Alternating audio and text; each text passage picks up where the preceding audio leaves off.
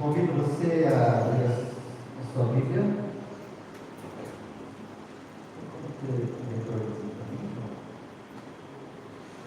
Abrir sua Bíblia no Novo Testamento.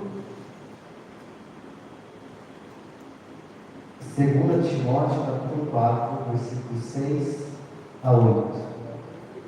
Quero agradecer algumas pessoas que trabalham no nosso grupo, algumas pessoas que estão nesse movimento, trabalhando. E hoje eu quero dizer o nome do João. Obrigado, João. Obrigado também, Isa, que sempre trabalhou na comunicação, sempre atentos naquilo que pode acontecer no culto, na área da comunicação. 2 Timóteo, capítulo 4, acho que agora está alto. Está bom. 2 Timóteo, capítulo 4, versículos 6, 7 e 8. Dá para você estar tranquilo? Tá. Estou tentando retorno muito. Alô, som. 2 Timóteo, capítulo 4, versículos 6, 7 e 8.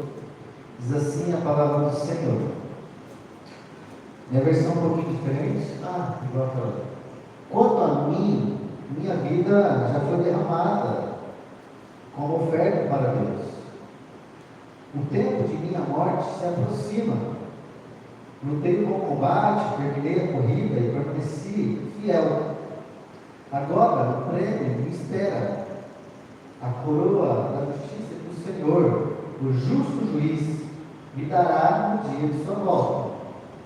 E o prêmio não será só para mim, mas para todos que com grande expectativa aguardam a sua vinda. Vamos tentar ler todo junto o versículo 8. Aí na sua versão mesmo, do seu jeito, tá? Versículo 8 diz assim, todos juntos. Agora o prêmio espera, a coroa de justiça do Senhor, o justo juiz, lhe dará no dia de sua volta. E o prêmio não será só para mim, mas para todos, com grande expectativa, aguardam a sua vinda. Tem algumas versões que diz reto juiz. A minha está escrito justo juiz. Senhor, fala nosso coração, fala nossa mente, queremos ouvir a sua voz. Usa-me, Senhor, como instrumento nas tuas mãos. Senhor, cresça e eu diminua, como diz João 3,30. Senhor, cresça.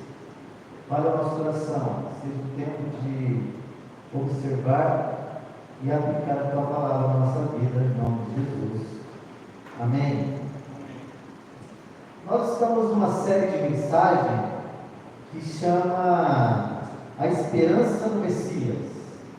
Nós já conversamos sobre alguns lemas do tema.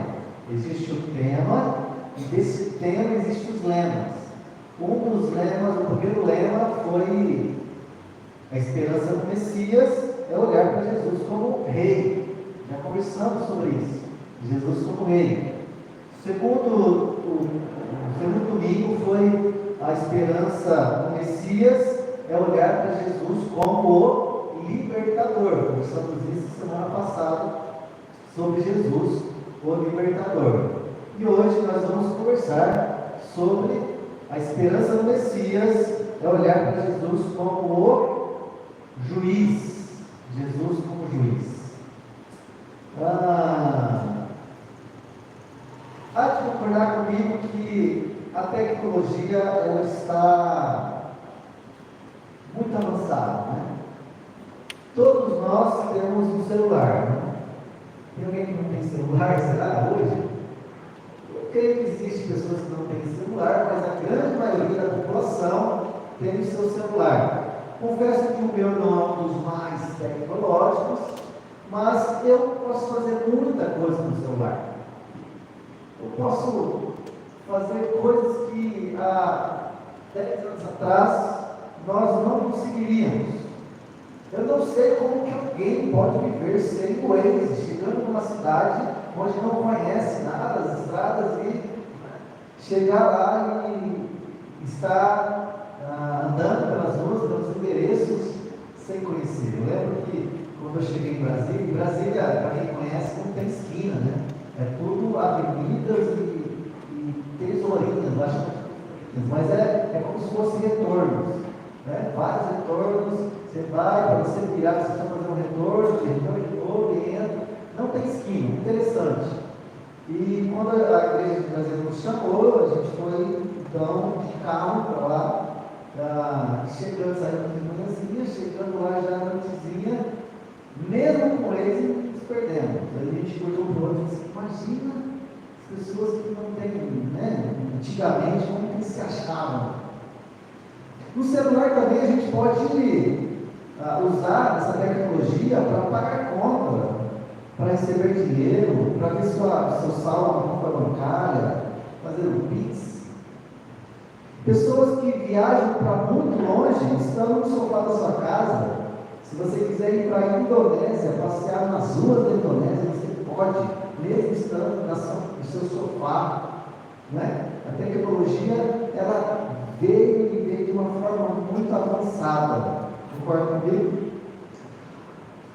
Isso também se dá com outras áreas.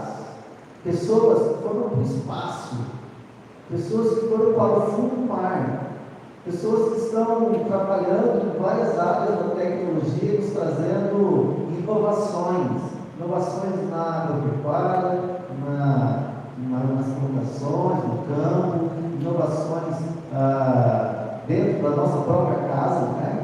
Não sei se você já viu uma Alexa. Alexa, agora você pode conversar com uma parede e dizer assim: Alexa, me dê as notícias do dia. Ela me dá todas as notícias do dia. Alexa, conta uma piada para mim. Ela vai lá e conta uma piada para você. Isso é uma inteligência artificial.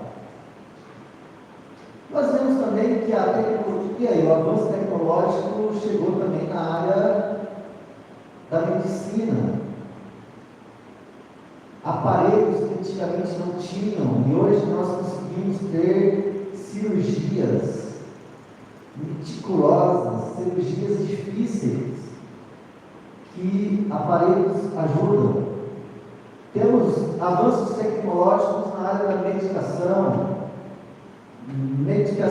que vai específico para aquela região, para aquela área.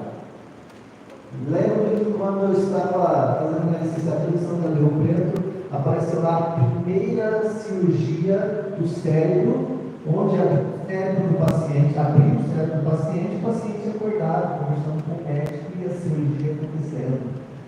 Ok, né? Esse é só um exemplo aí de tecnologia.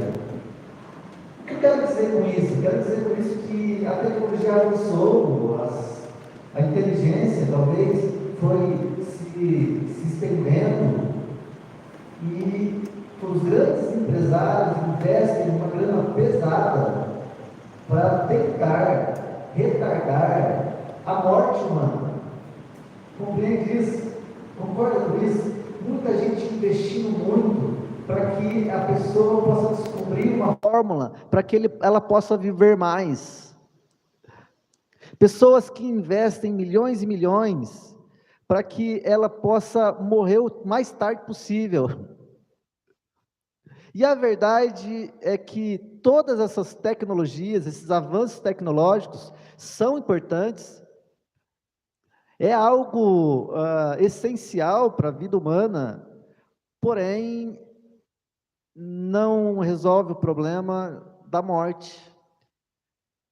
Todos nós um dia vamos morrer. Todos nós um dia vamos deixar este mundo. Isso é um fato. Cada um tem sua senha, não é? Se alguém quiser a minha, pode me pedir. Mas todo mundo tem a sua hora, o seu momento. E é interessante porque Paulo vai dizer lá em 1 Coríntios, capítulo 15, versículo 9, vai dizer assim: se a nossa esperança em Cristo se limita apenas nesta vida, somos os mais infelizes dos homens. Ele vai nos ensinar que se a nossa esperança estiver neste mundo, se nós corrermos atrás da vida neste mundo limitado, nós seremos os mais infelizes. Porque pessoas que querem viver céu aqui na terra, não conseguem, por causa da natureza pecaminosa, por causa da natureza distorcida, e assim tenta ser feliz e corre atrás da felicidade, e cada dia mais querendo fazer algo novo para tentar essa felicidade, e não consegue, porque se a gente colocar nossa esperança apenas neste mundo, somos os mais infelizes dos homens, diz Paulo. Mesmo com tanta tecnologia, com tanta ciência avançada, uma coisa é certa: todos nós morreremos. As Escrituras nos dizem dois destinos antagônicos, dois destinos diferentes. A Bíblia vai dizer que existem aquelas pessoas que vão morrer neste mundo e vão viver longe de Deus. A Bíblia vai chamar esse longe de Deus de inferno. Inferno, para mim, não necessariamente é o fogo, não é o sofrimento na quentura, porque estar no fogo, estar na quentura, é um sofrimento muito ruim. Pior do que quentura, pior do que sofrimento no fogo, é estar longe de Deus. Só de estar longe de Deus já é inferno para mim. E existe aquele outro tipo de pessoa que anda com Deus, que quando morrer neste mundo, terá uma vida perto de Deus, e a Bíblia vai dizer que este lugar se chama céu, se chama o paraíso com Deus.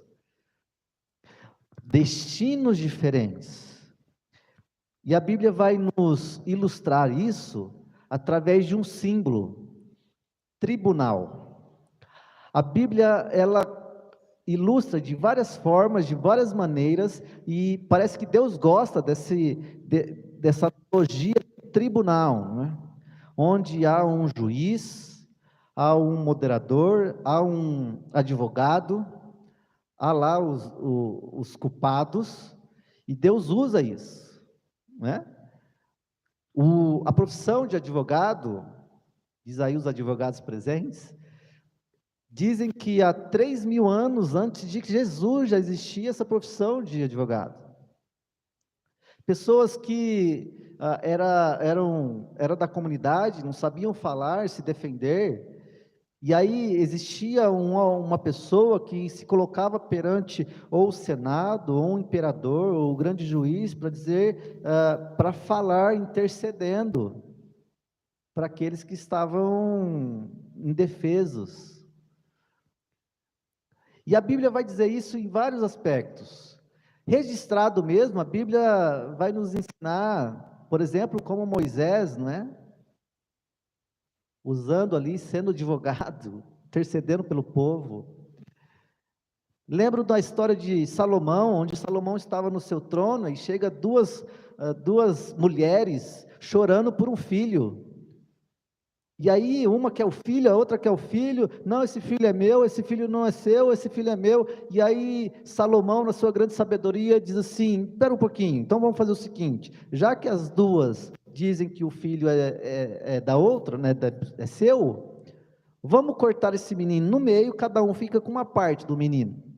A mãe verdadeira vai dizer: não, pelo amor de Deus, não, pode ficar, mas não maltrata ele. E aí, Salomão, na sua grande sabedoria, a verdadeira mãe, ela se importa com o filho. Existem vários juízes, até um livro chamado Juízes, né, nas Escrituras. E a Bíblia vai falar de Jesus como juiz. Jesus, que também vai nos representar como advogado, como o próprio réu, como o próprio culpado, mas também como o juiz. E é interessante que a Bíblia vai olhar para essa situação e vai nos ensinar, dizendo o porquê Jesus é juiz. Isaías 33, versículo 22 diz assim: porque o Senhor é o nosso juiz, o Senhor é o nosso legislador, o Senhor é o nosso rei. Atos 17, 31, porque Deus estabeleceu um dia em que julgará o homem com justiça por meio de um homem que escolheu. 2 Timóteo 4:1, diante de Deus e de Cristo Jesus, que há de julgar os vivos e os mortos. E o último, 2 Coríntios 5,10, porque é necessário que todos nós compareçamos diante do tribunal de Jesus Cristo. Então, quando nós entendemos que Jesus é o juiz, nós precisamos entender que tipo de juiz Jesus é. O que é Jesus juiz? Por que que Jesus é juiz? E qual tipo de juiz Jesus é? Acho que eu vou pegar o microfone com fio, que está falhando bastante, pode ser? Entendi. O jeito de pegar no microfone. Quando a gente então olha para a situação de olhar para Jesus, nós precisamos entender que tipo de juiz Jesus é. Eu quero trazer nessa noite algumas qualidades, 3 qualidades de Jesus como juiz. Primeira qualidade é que ele é justo juiz. No versículo 8, vai dizer: agora o prêmio me espera. A coroa de justiça que o Senhor, o justo juiz, me dará no dia de sua volta. O próprio Paulo olhando para Jesus dizendo: o justo juiz. Ele é justo. Quando nós pensamos que Jesus é justo, é porque existem juízes humanos, e aí eu não vou colocar todo mundo no mesmo pacote, mas alguns juízes, com a sua natureza pecaminosa, com o sua vida distorcida, muitas vezes são juízes, mas não são justos. Compreendem? Concordam comigo? Juízes que são corruptos, juízes humanos que são ilegais, juízes humanos que são interesseiros, juízes que pensam nos seus próprios interesses, juízes que trabalham de uma forma errada, com barganhas, com trocas, com transações. Não são todos, mas a natureza pecaminosa faz com que o sistema, mesmo sendo juiz, tenha suas. Eu quero dizer para você, Jesus é justo juiz. O verso 6, Paulo vai dizer assim: quanto a mim, minha vida já foi derramada como oferta para Deus. O tempo de minha morte se aproxima. Esse versículo 6 demonstra que Paulo, olhando para Jesus como justo juiz, toma uma atitude de ofertar a sua própria vida para aquele que vai julgar, para aquele que vai ser ou é o juiz na nossa vida.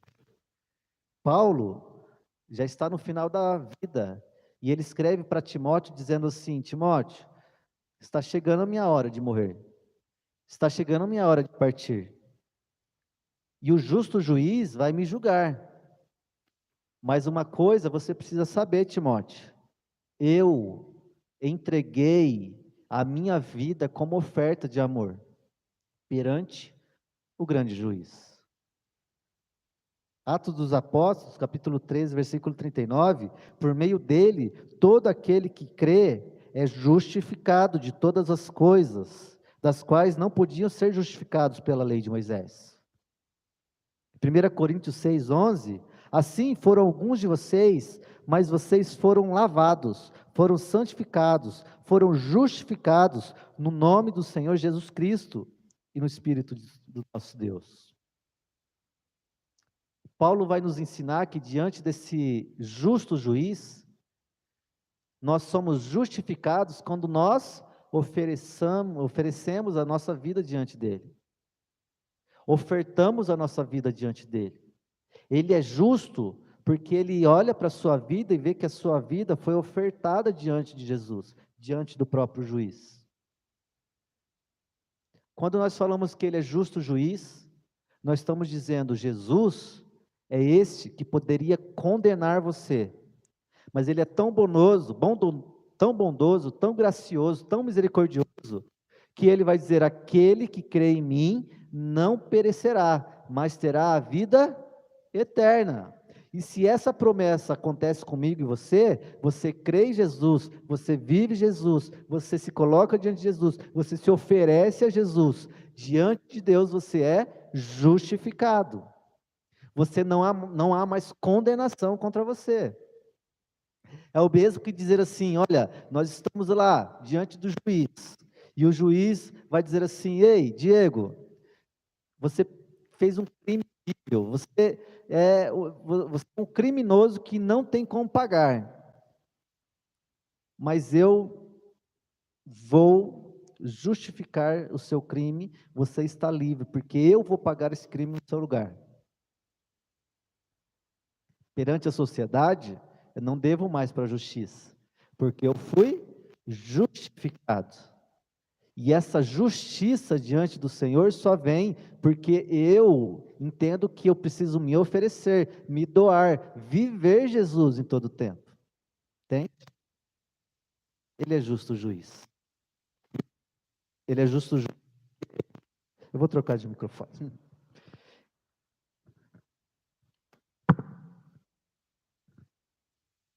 Ele é justo juiz porque aqueles que creem em Jesus não terá a vida eterna, mas viverá eterna.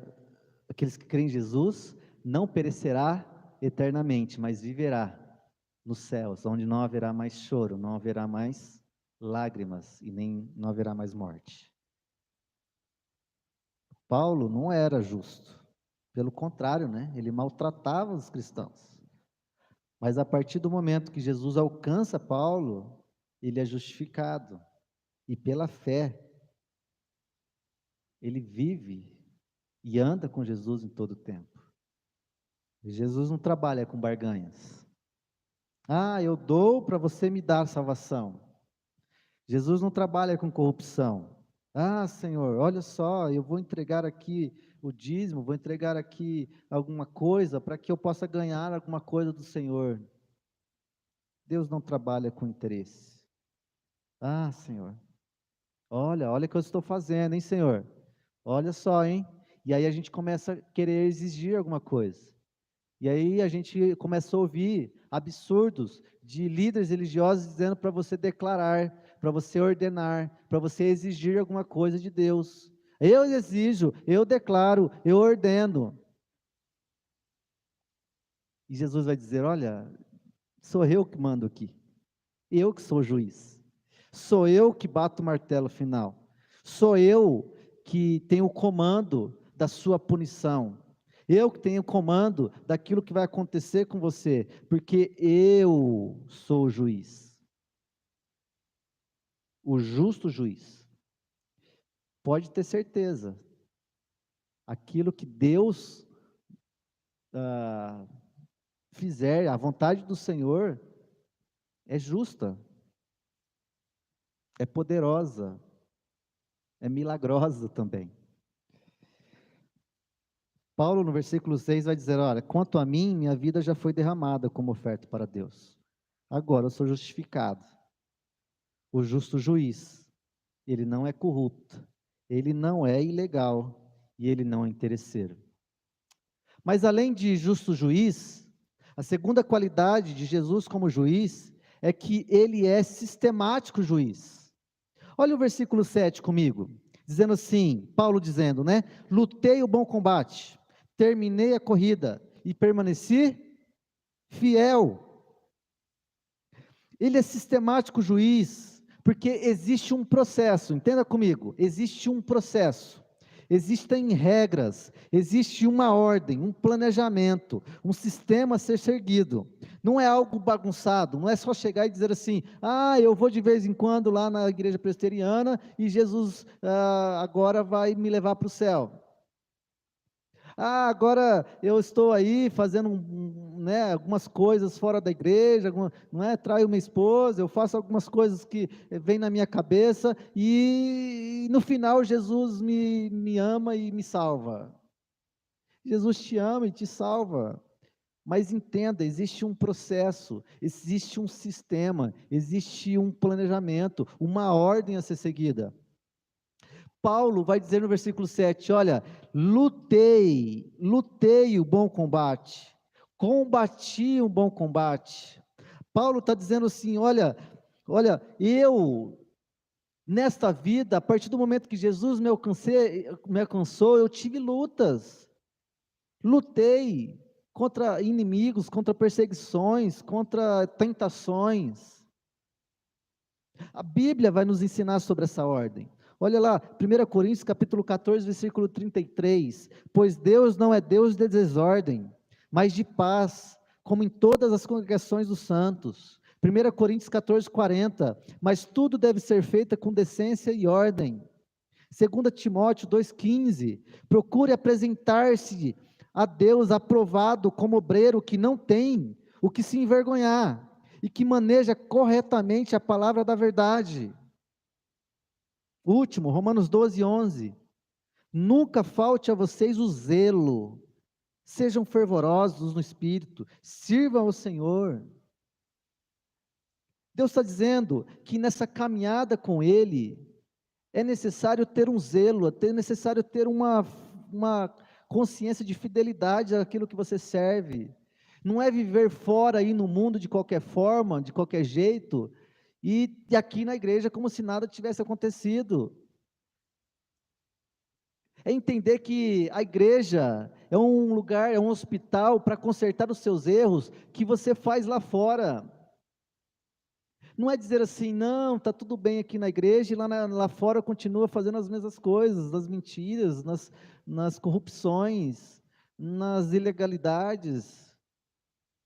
Deus vai nos ensinar isso, esse planejamento. O próprio Cristo vai olhar para esse sistema e dizer assim, olha, eu vi ao mundo com um planejamento. As viagens que eu fazia tinham um roteiro. Os discípulos que eu escolhi tinham um histórico, tinham um perfil estratégico. Os milagres que eu fiz tinham uma ordem, tinham um porquê. Lembra lá das multiplicações de pães e peixe? Antes de multiplicar, ele vai dizer assim, ó, separem em grupos, vamos colocar uma ordem aqui, um sistema. A vida de Jesus como homem foi planejada, foi projetada pelo próprio Deus. Ele não veio assim, apareceu como se fosse um acidente do acaso, não é? Existe um sistema, existe uma regra, um perfil. A salvação não é diferente, a salvação tem uma ordem, um sistema a ser estabelecida. Quando Paulo vai dizer, olha, lutei o bom combate, Paulo está dizendo assim, eu experimentei o processo, o sistema. Ele perseguia cristãos e agora era perseguido.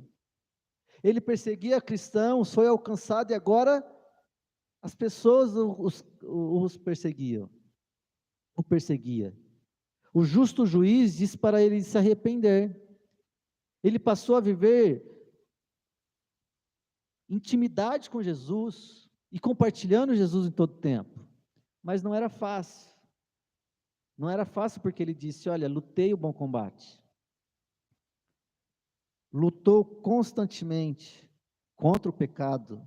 Lutou constantemente contra as tentações, contra os inimigos. Além de lutar, não é, um bom combate, ele disse, olha, eu corri a corrida até o final. Uma corrida que não era fácil, uma corrida que não era curta, uma corrida que tinha um foco, nesse caso o céu. Eu corro essa corrida porque existe o caminho, a verdade e a vida. E nesta corrida eu permaneci fiel, diz aí na sua Bíblia. Eu permaneci fiel. Em meio a tantas tentações, em meio a tanta perseguição, na vida diária, na vida de trabalho, na vida de viagem, na vida dentro de casa, permaneci fiel. O negócio aqui não é bagunçado. Não é dizer de forma nominal, sou católico, sou evangélico. Existe uma ordem. Será que você está lutando a sua luta? Será que você está lutando as suas lutas, permanecendo fiel a Jesus? Será que você está combatendo um bom combate, no caminho, em Jesus. Quando nós falamos que ele é o juiz sistemático, ou um sistemático juiz, ele está dizendo, olha, hoje, muita coisa acontece, mas fora do sistema as pessoas começam a ter um jeitinho, e nós achamos que nós vamos ter esse jeitinho quando chegar diante do grande juiz. Eu não sei se você já assistiu um filme chamado O Alto da Compadecida, não é? Que no final, o grande protagonista lá, ele dá um jeitinho. Eu não vou trazer spoiler aqui, né? Não há spoiler, se você não assistiu, mas no final ele dá um jeitinho. Ele enganou a vida toda. A pessoa fez a coisa errada a vida toda, mentiu a vida toda. Na hora que morreu, teve um jeitinho. No filme. A palavra de Deus vai dizer: aquele que anda com Deus terá a vida eterna. A palavra de Deus vai dizer: eu sou o caminho, a verdade e a vida. Ninguém vai ao Pai, senão por mim. Primeira qualidade, ele é justo juiz. Segunda qualidade, ele é sistemático juiz. Terceira e última qualidade, ele é o amoroso juiz. Olha o versículo 8. Agora o prêmio me espera, a coroa da justiça que o Senhor, o justo juiz, me dará no dia de sua volta. E o prêmio não será só para mim, mas para todos que com grande expectativa aguardam a sua vinda. Justo, porque é precioso e também é preciso se arrepender. Sistemático, porque é preciso andar com ele.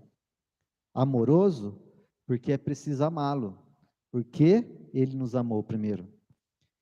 Eu amo Jesus, porque ele me amou primeiro. João 3,16, porque Deus amou o mundo de tal maneira. 2 Coríntios 8,9, pois vocês conhecem a graça do nosso Senhor Jesus Cristo, que sendo rico, e se fez pobre por amor de vocês, para que por meio de sua pobreza, vocês se tornasse rico. 1 João 4,10.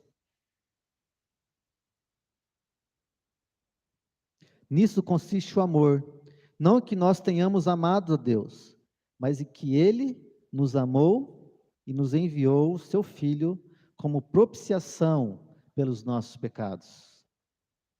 O último, Romanos 5,8.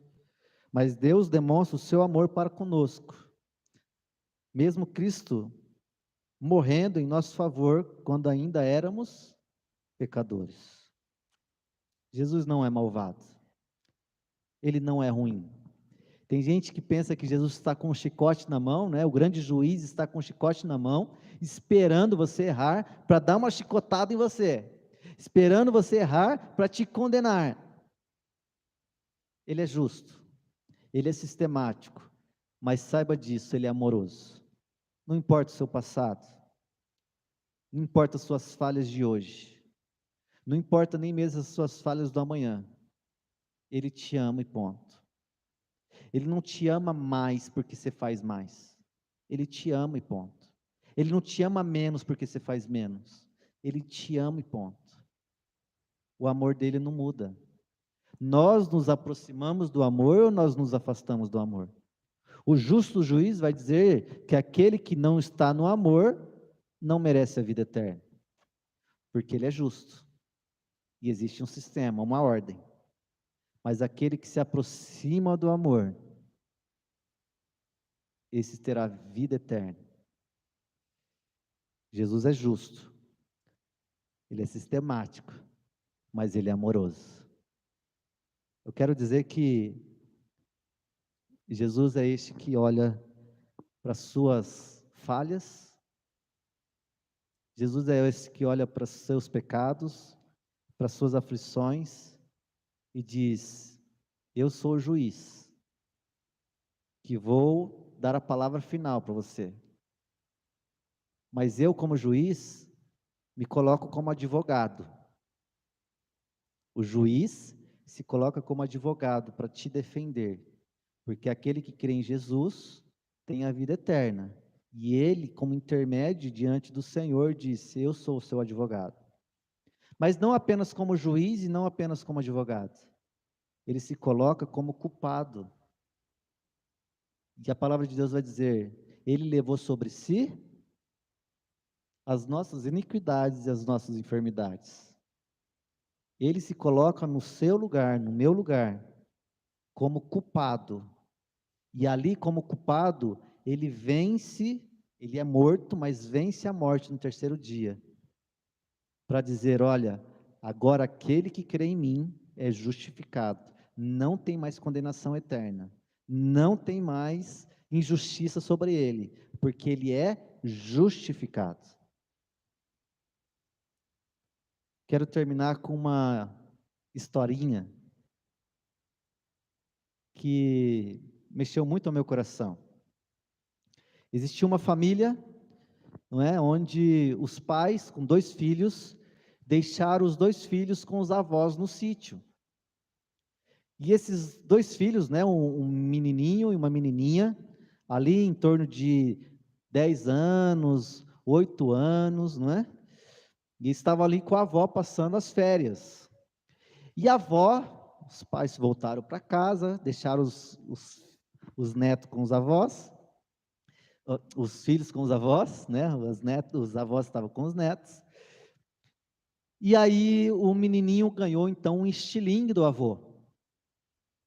Olha lá, meu neto, olha um estilingue, isso aqui eu vou te ensinar como faz. Pega a pedra, começa a acertar as coisas. Vamos lá para fora e vamos começar a acertar as árvores. E aí ele tentava acertar as árvores e não dava. Aí então, vamos lá para o lago, tenta acertar a água. Ele acertava a água, mas não tinha muita graça, ele olhava para a árvore e tentava acertar a árvore. Até que não conseguia acertar a árvore, ele é muito ruim naquilo, né? Uma criancinha lá. E aí ele chateado, andando com seu estilingue, e aí ele pega uma pedra, começa a olhar, e chegando perto da casa, ele vê o pato de estimação da vovó. E aí ele pega o estilingue, eu sou ruim mesmo, mira no pato, quando ele solta a pedra bate no pato, o pato morre. E aí ele, e agora? É o pato da minha avó, o que eu faço com esse pato? Matei o pato da minha avó. Aí ele vai lá, escondido, pega o pato, vai lá para a garagem, lá para um galpão no sítio, levanta umas madeiras lá, esconde o pato lá e todo preocupado, matei o pato da minha avó vai ficar brava, e agora? Mas ninguém viu, vamos ficar tranquilo, vamos ficar em silêncio. Todo mundo tranquilo, todo mundo bem, chegou a hora do jantar, e aí todo mundo comendo em volta da mesa, e aí a vovó fala para a menina: minha neta, venha me ajudar a lavar a louça. Aí a neta diz assim: não, o meu irmão vai ir no meu lugar. E aí ela vira assim e fala assim: eu sei que você fez, eu vi que você matou o pato, vai senão eu conto. Aí o menino: não, eu vou vovó, eu vou vovó. Assustado, vai lá, começa a ajudar a lavar o prato. Aí o vovô, no outro dia, diz assim: meu neto, vamos lá na cidade, que eu preciso comprar algumas coisas, a gente aproveita e caminha na cidade, uma coisa. Aí a menina, a irmã, diz assim: não, vovô, eu vou, porque o meu irmão vai ficar ajudando a vovó aqui. Olha o pato. Cuidado, que eu vou contar do pato. Não, vovó, ela vai, pode ir, que eu vou ficar aqui ajudando minha avó, e ela toda culpada. Até que ele, com a avó sozinho dentro de casa, olha para a vovó, e ele fica aquele medo, né, de contar a verdade. Já que está só eu e a vovó mesmo, eu vou contar para a minha avó. Vovó, preciso conversar com a senhora. Eu estava brincando com o estilingue e tentei acertar o pato e matei o pato. Matei o pato de estimação da senhora. Morrendo de medo, né? Matei o pato. A vovó olha para o neto e diz assim: meu neto, Eu vi que você matou o pato. Eu sei que você matou o pato. Mas eu estava esperando você tomar uma atitude de arrependimento. Até quando você ia viver com essa culpa no seu coração? Até quando você ia viver com um peso, com uma carga nas suas costas, porque você matou, fez alguma coisa errada e não contou a verdade? E eu sei que a sua irmãzinha estava te oprimindo, estava te deixando mal para baixo, estava te deixando uma pessoa que não conseguia viver, não conseguia se alegrar. Até quando as pessoas vão ficar te oprimindo porque você fez coisa errada e não contou aquilo não confessou o seu pecado? Aquele menininho então chora diante da avó e diz: vovó, eu não sabia que era tão pesado esconder um pecado na minha vida. Eu não sabia que era tão pesado ficar com uma carga tão pesada diante de algo errado que eu fiz. E aquela avó, muito sábia, crente, diz assim: a nossa vida com Jesus é a mesma coisa. Às vezes a gente fica culpado por algo que a gente fez.